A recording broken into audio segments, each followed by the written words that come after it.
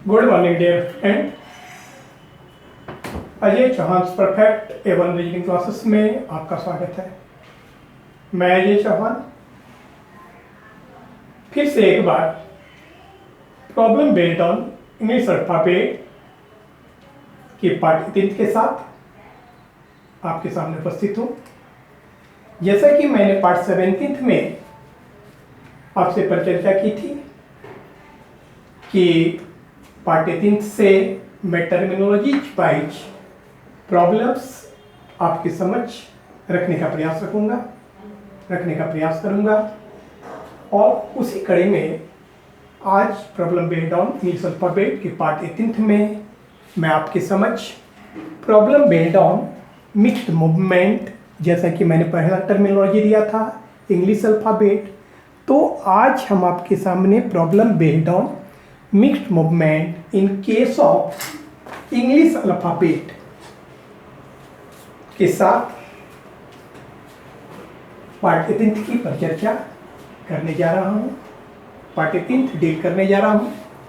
कहने का अभिप्राय है, मैंने an introduction of English alphabet के तहत अल्फाबेट्स के डिफरेंट टर्मिनोलॉजी से आपको अवगत कराया था और उस कड़ी में ही सबसे पहला टर्मिनोलॉजी जिसकी मैंने चर्चा की थी वह था इंग्लिश अल्फाबेट। तो आज हम इंग्लिश अल्फाबेट पर आधारित प्रश्न आपके सामने लाने जा रहे हैं। इंग्लिश अल्फाबेट की परिचर्चा करने जा रहे हैं, इंग्लिश अल्फाबेट पर आधारित प्रश्नों की परिचर्चा करने जा रहे हैं। तो जैसा कि आप यहाँ पे देख रहे हैं, ये इंग्लिश अल्फाबेट है और इंग्लिश अल्फाबेट कहने का अभिप्राय A to Z। जब हम इंग्लिश अल्फाबेट कहेंगे, जैसा कि आपको ज्ञात है कि इंग्लिश अल्फाबेट का अभिप्राय A to Z होता है। ये LHS साइड है और ये हमारा RHS साइड है। ये जनरल ऑर्डर है, सामान्य क्रम में A to Z को हम लोग जनरल ऑर्डर कहते हैं, इंग्लिश अल्फाबेट कहते हैं। यहाँ पे FL लिखा गया है, FL that is the from left. यहाँ पे मैंने FR लिखा है दैट इज फ्रॉम राइट। जैसा कि मैंने बताया था, मिक्स्ड मूवमेंट में आफ्टर द मूवमेंट जो भी मान प्राप्त होते हैं, जो भी प्राप्त होता है, प्रारंभिक गणना करने पर जो भी मान हमें प्राप्त होता है, प्रोसेसिंग वैल्यू जो प्राप्त होता है, वह या तो फ्रॉम लेफ्ट की जाति का प्राप्त होता है या फ्रॉम राइट का। फ्रॉम लेफ्ट की काउंटिंग जब भी हम लोग करते हैं तो LHS टू RHS की ओर करेंगे एंड फ्रॉम राइट की काउंटिंग जब भी करेंगे तो RHS टू LHS की ओर करेंगे। यहाँ पे हम आपको बता देना चाहते हैं, जैसा कि आपको मालूम है कि जब मैंने कॉम्बिनेशन ऑफ मूवमेंट की परिचर्चा पिछले क्लास में की थी तो हमने बताया था कि लेफ्ट एंड राइट को जब हम मिक्सअप करते हैं, मूवमेंट को मिक्सअप करते हैं, that is the mixed movement की बात जब हम करते हैं, तो लेफ्ट राइट का जब मूवमेंट मिक्सअप किया जाता है तो कॉम्बिनेशन ऑफ मूवमेंट जो होते हैं वो 4 प्रकार के कॉम्बिनेशन ऑफ मूवमेंट हम लोगों को प्राप्त होते हैं। Left left, right right, left right, right left, अर्थात बायां बायां, दायां दायां, बायां दायां, दायां बायां। जैसा कि मैंने परिचर्चा की थी, यदि दिए गए दोनों ही डायरेक्शन सेम हो तो आप चार्ज नेगेटिव करेंगे, दिए गए दोनों ही डायरेक्शन सेम हो तो चार्ज नेगेटिव करेंगे। यदि दिए गए दोनों डायरेक्शन असमान हो तो चार्ज पॉजिटिव होगा, अगर दिए गए दोनों डायरेक्शन असमान हो तो चार्ज पॉजिटिव होगा। जैसा कि मैंने बताया था कि it's follow the rules of magnetism, यह चुंबकत्व के नियम को फॉलो करता है। इसको याद करने के लिए आप दिमाग पे इस बात को भी बैठा सकते हैं कि यह चुंबकत्व के नियम को फॉलो करता है। जैसा कि आपको ज्ञात है कि चुंबक के 2 समान ध्रुवों में विकर्षण होता है, बिटवीन द 2 सेम पोल। चुंबक के 2 सेम पोल के बीच क्या कौन सा चार्ज होता है? रिपल्सन।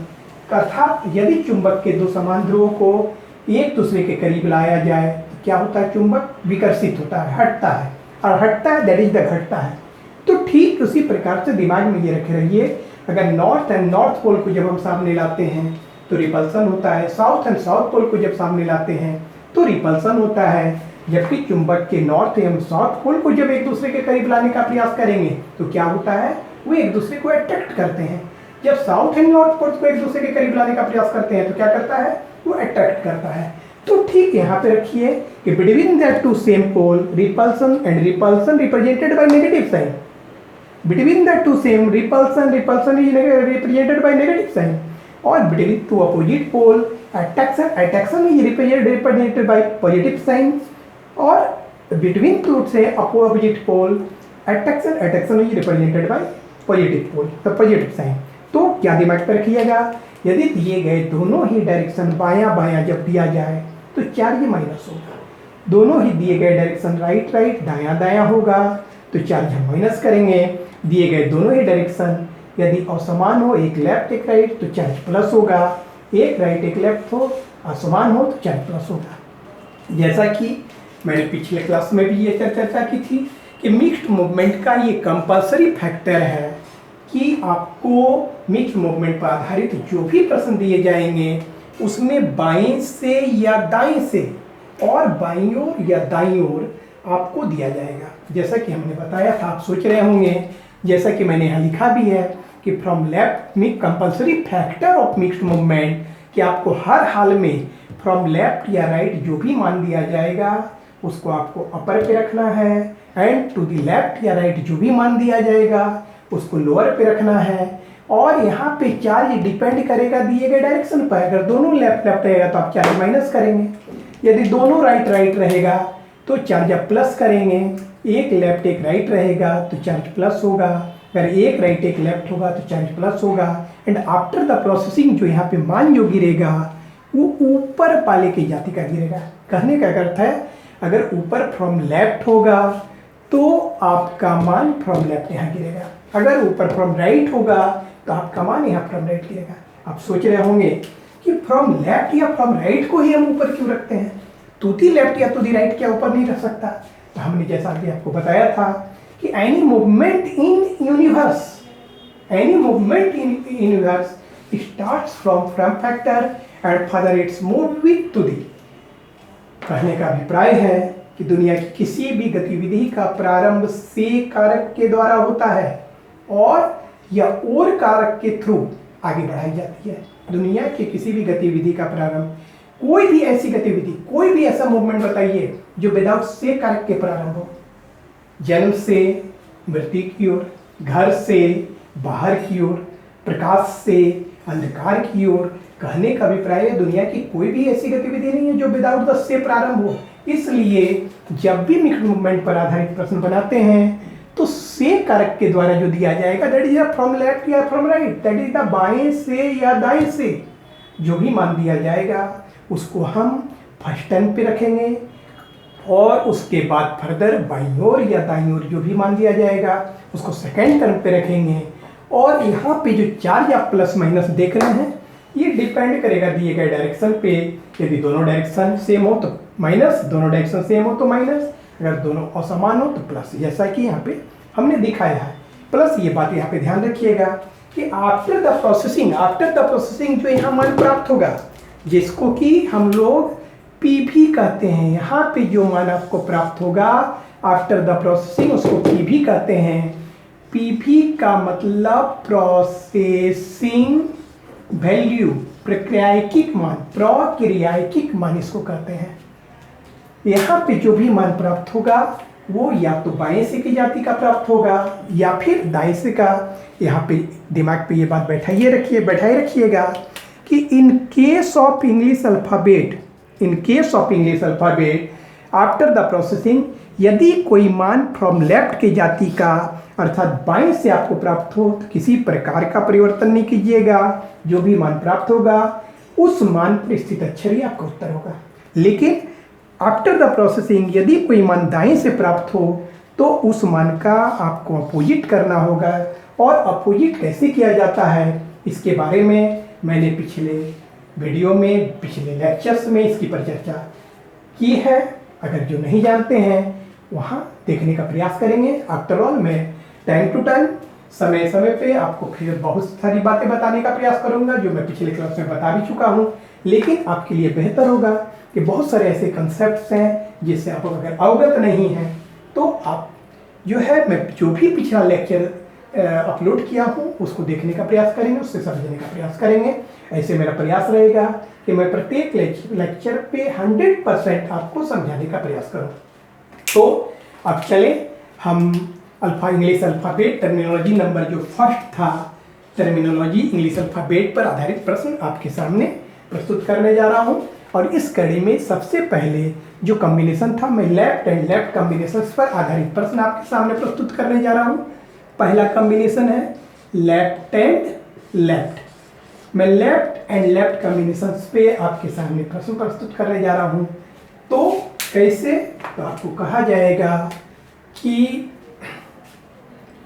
अंग्रेजी वर्णमाला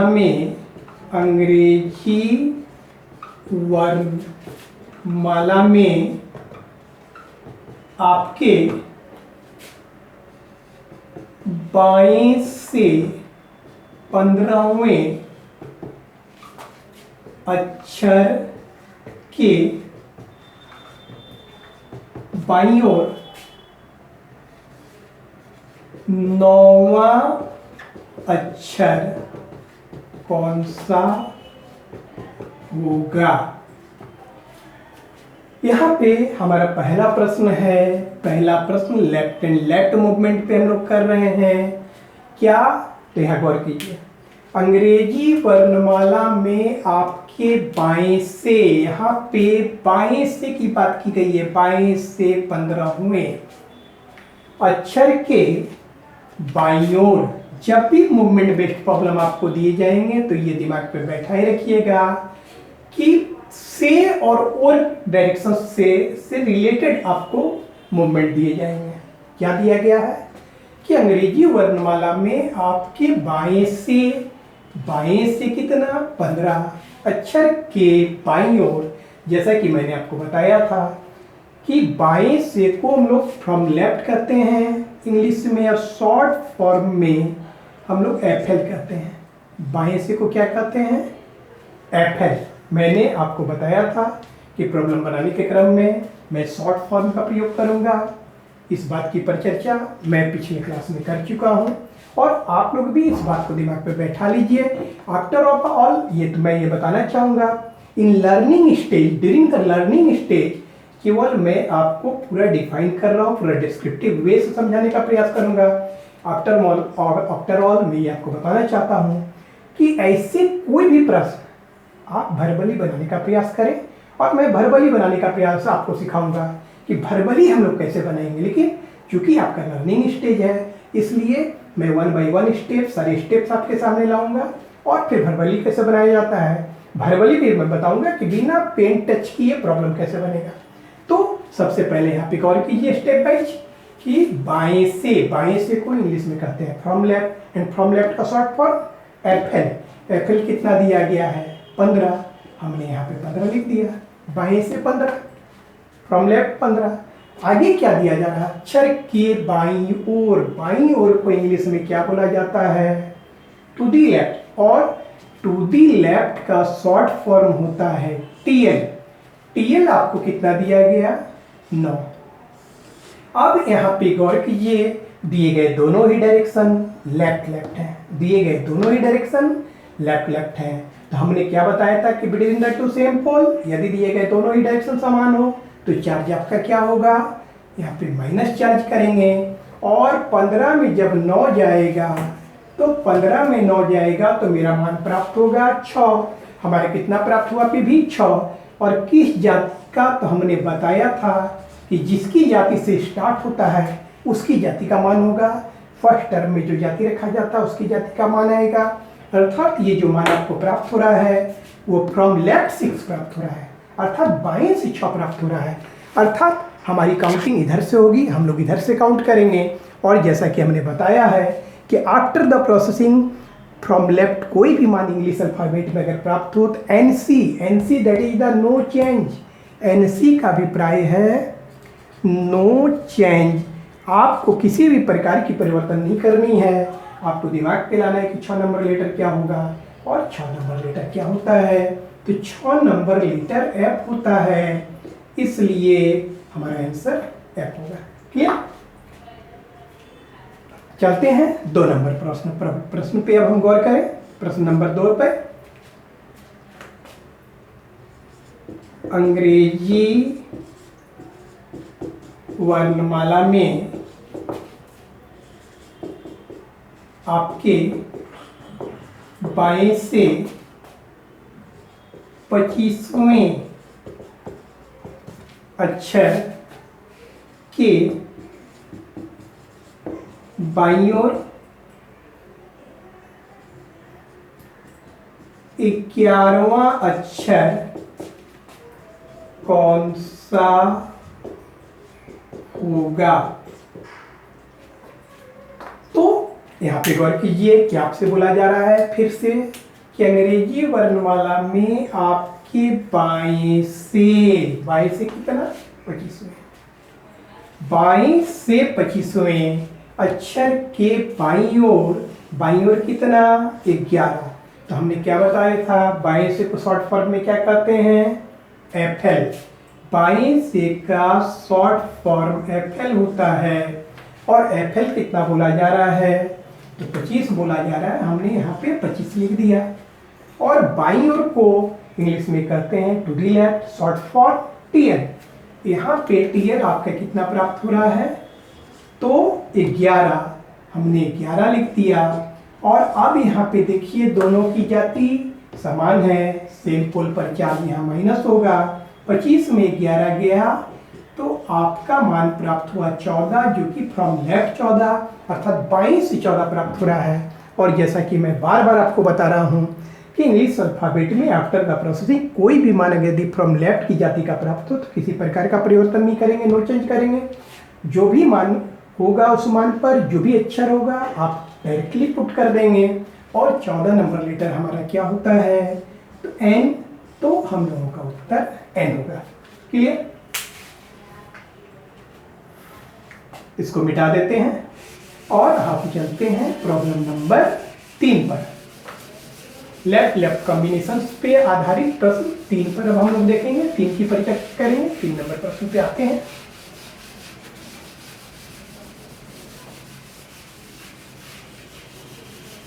तीन नंबर प्रश्न।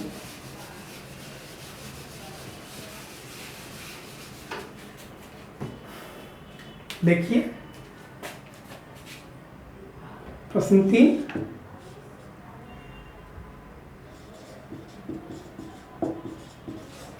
अंग्रेजी वर्णमाला में आपके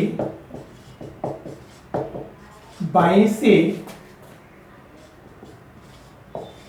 10वें अक्षर के बाईं ओर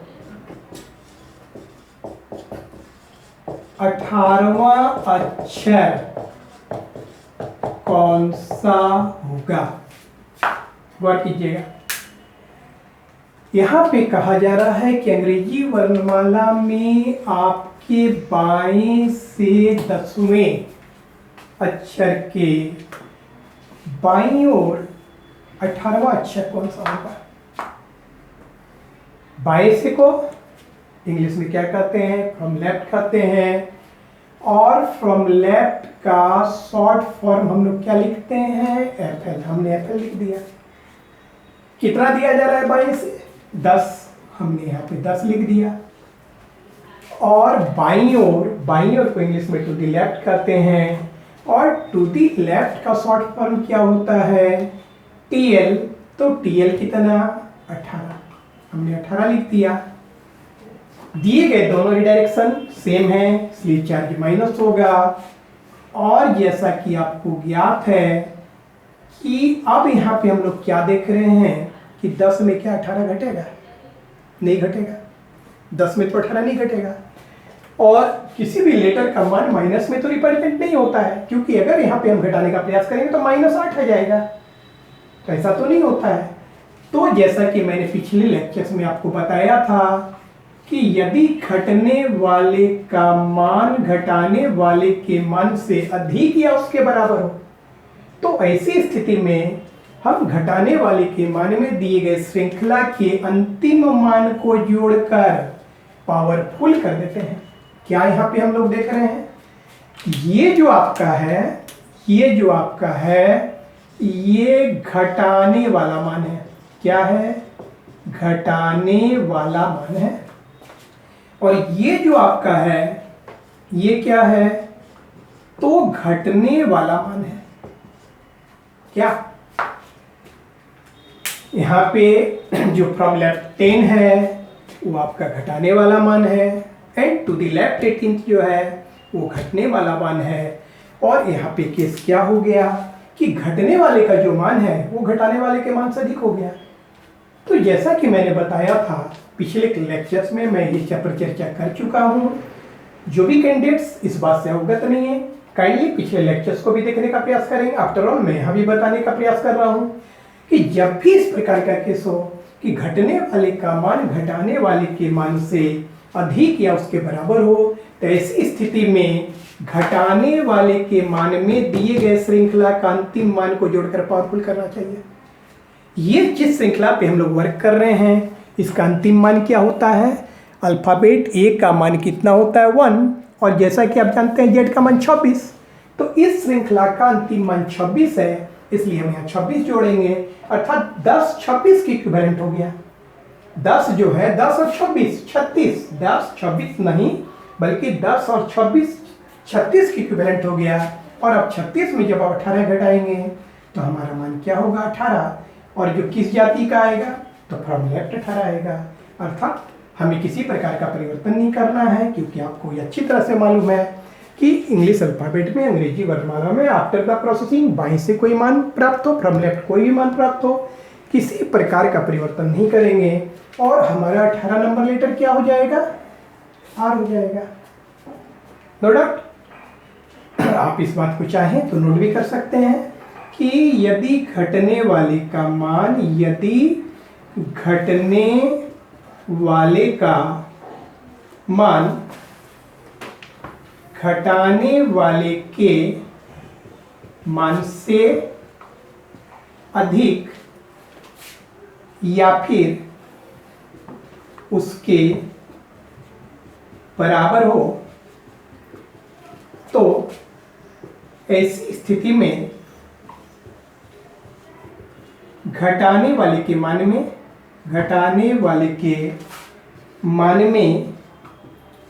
दिए गए श्रृंखला के अंतिम मान को जोड़कर पावरफुल कर लेना चाहिए। यहाँ पे ध्यान दीजिएगा मैं क्या लिखा हूँ। यदि घटने वाले का मान घटाने वाले के मान से अधिक या उसके बराबर हो, अधिक या उसके बराबर हो, अधिक या फिर उसके बराबर हो, तो ऐसी स्थिति में घटाने वाले के मान में दिए गए श्रृंखला के अंतिम मान को जोड़कर पावरफुल करना चाहिए। अर्थात आप जिस श्रृंखला पे वर्क कर रहे हैं उसका जो भी अंतिम मान है, अगर आप 33 ऐसी श्रृंखला पे वर्क करते जिसका अंतिम मान 33 होता तो वहाँ 33 जोड़ता। अगर ऐसी श्रृंखला पे वर्क करते जिसका अंतिम मान 22 होता तो वहाँ 22 जोड़ता। क्योंकि आजकल जो एग्जाम से सीक्वेंस दी गई होती है उसमें तो 28 32 30 कुछ भी दिया गया होता है। तो ये अल्फाबेट है इसलिए परफेक्ट इसमें 26 लेटर्स होते हैं। तो यहाँ पे अल्फाबेट पे वर्क हो रहा है इसलिए अंतिम मान 26 ऐड हमने किया। क्लियर। अब हम लोग चलते हैं प्रॉब्लम नंबर 4 पे। प्रॉब्लम नंबर 4 पे गौर कीजिए।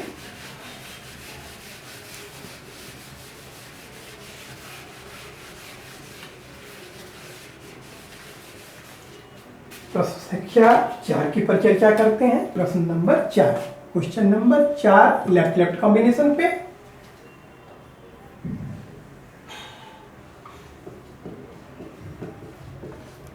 अंग्रेजी वर्णमाला में आपके बाएं से 18वें अक्षर के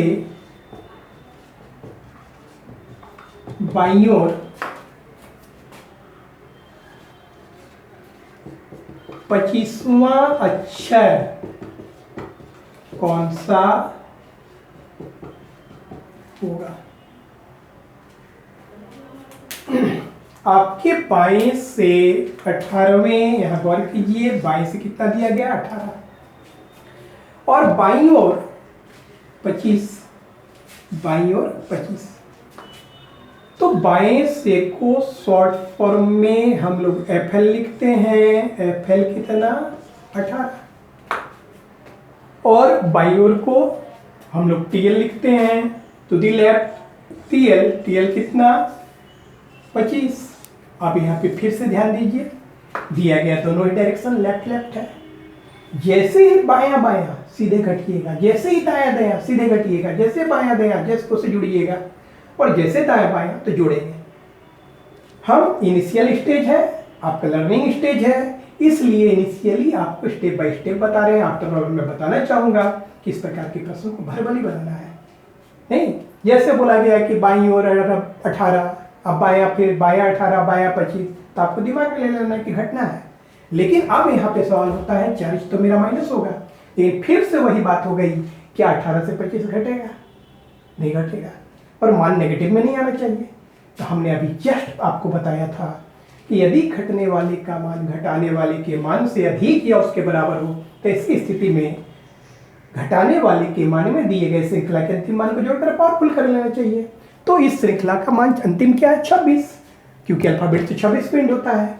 हम क्या करेंगे, यहाँ पे EVS ending value of the sequence, दिए गए श्रृंखला का अंतिम मान, EVS का मतलब होता है ending value of the sequence, हमने 26 जोड़ा और अब ये 18 प्लस 26 की इक्विवेलेंट हो जाएगा। तो जब यहाँ पे हम घटाएंगे तो हमारा मान अब क्या प्राप्त होगा? 19। फ्रॉम लेफ्ट 19, और 19 नंबर लेटर क्या होगा? आपको किसी प्रकार का परिवर्तन नहीं करना है। तो 19वां लेटर, जैसा कि आपको ज्ञात है, 19वां लेटर S होता है, अर्थात हमारा आंसर S हो जाएगा। 5वें प्रश्न पे चलते हैं। लेफ्ट लेफ्ट कॉम्बिनेशन के 5 नंबर प्रश्न पे चलते हैं। यहाँ पे गौर कीजिए, अंग्रेजी वर्णमाला में आपके 22 से 18वें अक्षर से बाईं ओर 12वां अक्षर कौन सा होगा? गौर कीजिएगा, अंग्रेजी वर्णमाला में आपके 22 से 18वें और अक्षर से बाईं ओर, यहां मार्क कीजिएगा। इससे पहले मैंने जितने भी प्रश्न किए सब में मैंने के बाईं ओर का प्रयोग किया था, ध्यान दीजिएगा। फर्स्ट टर्म सेम है, फर्स्ट टर्म में मैंने बाएं से प्रत्येक प्रश्न में बाएं से बोला, लेकिन सेकेंड टर्म में मैंने जो डायरेक्शन दिया टू दी के साथ, दैट इज द ओर के साथ, तो प्रत्येक बार मैंने के बाईं ओर कहा है। 4 प्रश्न जो इससे पहले मैंने बताया सभी में मैंने के बाईं ओर का जिक्र किया, लेकिन यहाँ पे से बाईं ओर कहा जा रहा है, से बाईं ओर, और के बाईं ओर और से बाईं ओर दोनों एक नहीं होता है, और इसकी परिचर्चा मैंने पहले भी की है।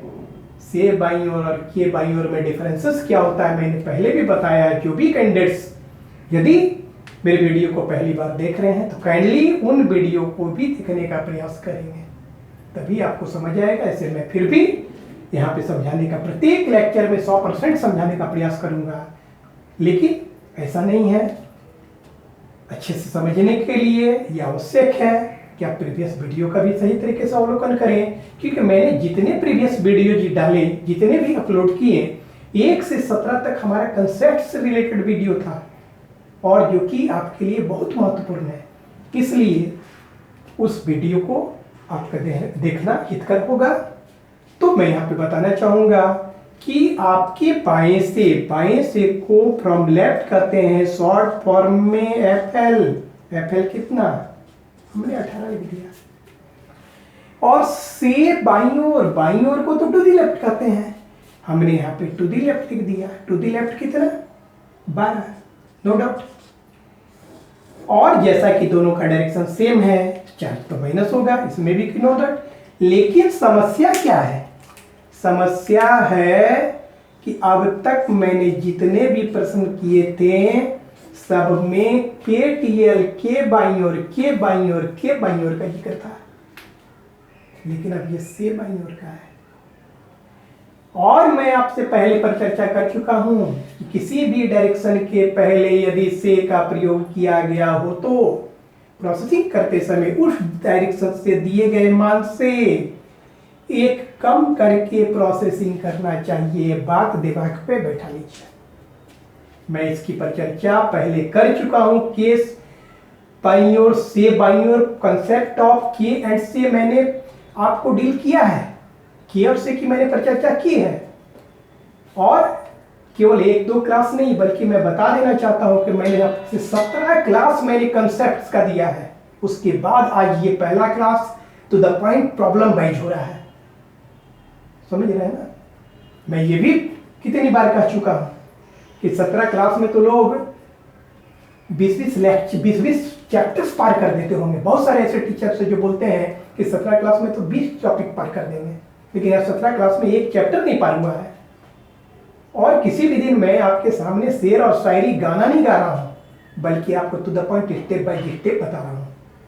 किसी प्रकार का तमाशा नहीं किया जा रहा है। तो मैंने 17 क्लास कंसेप्ट पे दिए हैं।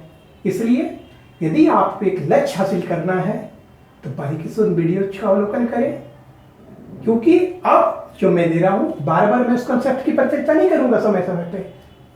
हाँ, मेरा प्रयास रहेगा कि मैं बताऊं, समझाऊं, लेकिन आपको भी प्रयास करना होगा। ऐसा नहीं है कि पेड़ के नीचे आप बैठ जाएं और बोले कि पेड़ से आम टपक जाओ। नहीं, प्रयास आपको करना पड़ेगा, तभी आपको फल की प्राप्ति होगी। समझ रहे हैं ना?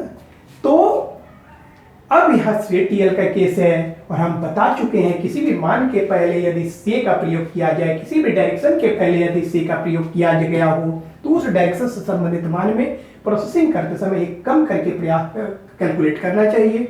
अर्थात यहाँ 12 नहीं, 12 की जगह 11 पे आप कैलकुलेट करेंगे और 18 में 11 गया 7 और ये जो मान आपको प्राप्त हुआ from left 7 and 7 number letter. जैसा कि हम बता चुके हैं कि फ्रॉम लेफ्ट कोई भी मान हो किसी प्रकार का परिवर्तन नहीं किया जाएगा। तो सिंपली 7 नंबर लेटर जो होता है वो आप लिखेंगे और 7 नंबर लेटर क्या होता है? जी। तो हमारा आंसर जी। क्लियर? चलते हैं छठे प्रॉब्लम पे। लेफ्ट लेफ्ट कॉम्बिनेशन के ही छठे प्रॉब्लम्स को हम डील करते हैं आपके सामने। चलिए छठे नंबर प्रॉब्लम पे गौर करें। लेफ्ट लेफ्ट कॉम्बिनेशन के छठे नंबर प्रॉब्लम पे अब हम लोग चलते हैं। Problem number 6।